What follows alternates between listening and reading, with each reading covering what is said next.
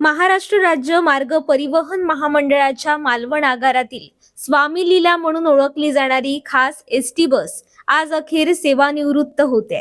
या निमित्त केक कापून कृतज्ञता व्यक्त करण्यात आली। अनेक वर्ष कोकणातील प्रवाशांची विश्वासू साथीदार बनून धावणाऱ्या या गाडीच्या निरोपावेळी प्रवासी, चालक, वाहक आणि आगारातील कर्मचाऱ्यांच्या डोळ्यात भावनांचे अश्रू तरळताना दिसले। ही गाडी केवळ लोखंडाचा सांगाडा नव्हती, तर हजारो लोकांच्या आयुष्याशी जोडलेली एक जिवंत आठवण होती।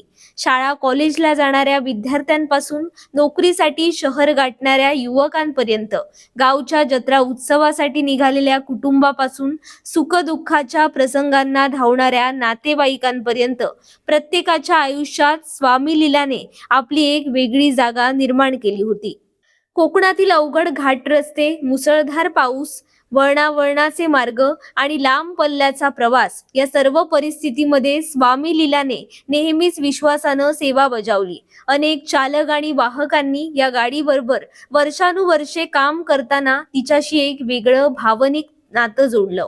काही कर्मचाऱ्यांसाठी ती त्यांच्या कारकिर्दीतील अविस्मरणीय भाग ठरली, तर अनेक प्रवाशांनी तिच्यातून आयुष्याचे महत्त्वाचे टप्पे पार केले।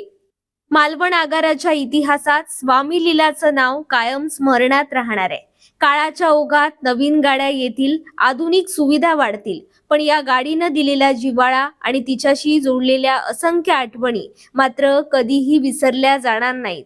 आज तिचं चाक थांबलं असलं तरी स्वामी लीलाचा प्रवास अनेकांच्या मनात कायम सुरूच राहणार आहे।